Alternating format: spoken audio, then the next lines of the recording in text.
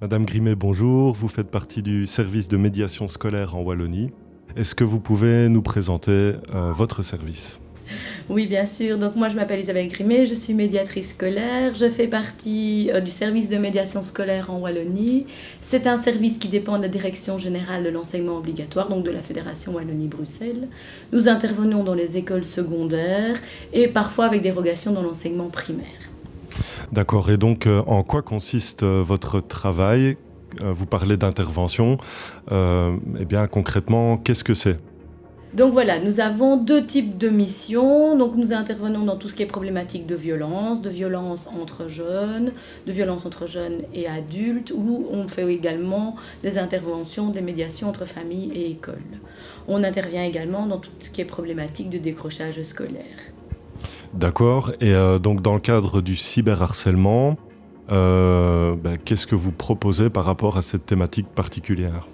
Donc je dirais que dans le cyberharcèlement, nous on l'englobe dans le harcèlement de manière plus générale, on va dire. Donc nous, en tant que médiateurs, on peut être appelé par tous. Donc parfois ce sont des jeunes, parfois ce sont des familles, parfois ce sont les écoles ou des partenaires extérieurs qui font appel à la médiation pour essayer d'aider à améliorer la situation du jeune qui est victime de harcèlement. Donc je dirais que concrètement, nous, notre outil de travail, c'est la médiation. Donc, c'est-à-dire que l'on propose aux gens qui ont un problème de se mettre autour de la table et de parler de cette difficulté et d'essayer de trouver ensemble leurs solutions. Qu'est-ce que c'est la médiation ? Et concrètement, quand vous arrivez sur place, comment est-ce que ça se passe ? Donc en qualité de médiateur, il faut savoir qu'on est extérieur, on est indépendant et on tend vers la neutralité, parce que une vraie neutralité c'est toujours compliqué. Et donc la première chose quand on arrive dans une situation, on analyse la situation avec les demandeurs, avec les personnes qui sont impliquées dans la situation. Et ensuite on leur propose de travailler suivant le processus de médiation. C'est-à-dire qu'en médiation, d'abord on met le problème sur la table. Ensuite, on voit un peu ce que ça nous fait au niveau des émotions. Qu'est-ce que ça m'a fait ? Quand tu m'as dit ça, qu'est-ce que tu m'as fait ? Qu'est-ce que moi j'ai ressenti quand tu as fait ça ? Et après, concrètement, les personnes recherchent leurs propres solutions. C'est-à-dire qu'en médiation, nous, on n'impose rien. On n'impose pas le processus, on n'impose pas les solutions. Ce sont les personnes qui décident de se mettre autour de la table de manière volontaire et ensuite qui cherchent activement leurs propres solutions.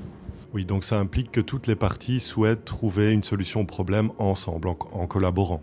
Tout à fait. Donc on invite les personnes qui sont en difficulté à venir ensemble, se mettre autour de la table, discuter du problème et trouver leur propre solution. Donc en médiation, nous on n'impose rien. Donc le médiateur, il propose un cadre et les gens viennent volontairement pour trouver leur propre solution.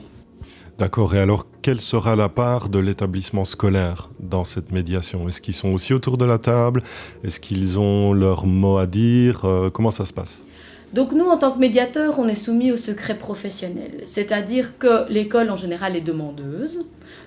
Le plus souvent, ça peut être les familles, on a aussi également des jeunes qui font la demande, mais le plus souvent, ce sont les écoles. Et donc, on leur explique comment nous, en tant que médiateurs, on travaille, qu'on est soumis au secret. Donc, en général, les écoles connaissent le processus, mais ne connaissent pas le contenu des discussions. Donc maintenant, le plus souvent, on demande aux gens qui participent à la médiation ce que l'on peut redonner comme contenu. Donc on leur dit, voilà, l'école a été demandeuse, qu'est-ce qu'on aurait envie de dire à l'école ? Et donc les gens nous disent, voilà ce que vous pouvez relayer comme information au directeur. D'accord, donc l'école organise, met en place la médiation, mais ne doit pas nécessairement prendre une part active dans le processus. Alors, où elle peut le faire ? Elle peut le faire. Donc j'ai envie de dire, nous en médiation, il n'y a pas de recette toute faite. Donc on travaille avec tous les gens qui ont envie de travailler. Et donc si l'école a une place et veut participer à la médiation, peu importe la forme, on va dire, on le propose de nouveau aux différentes personnes. Et si tout le monde est d'accord, l'école peut prendre sa part. C'est déjà arrivé où finalement, une école, par rapport à la famille, avait peut-être l'impression de ne pas avoir fait ce qu'elle devait faire. Et donc, on a eu une part de la médiation où c'était plutôt les parents et l'école où on discutait de qu'est-ce qu'on pourrait faire pour que la prochaine fois, si ça devait jamais arriver, on fasse autrement. Ça pourrait être une possibilité, par exemple.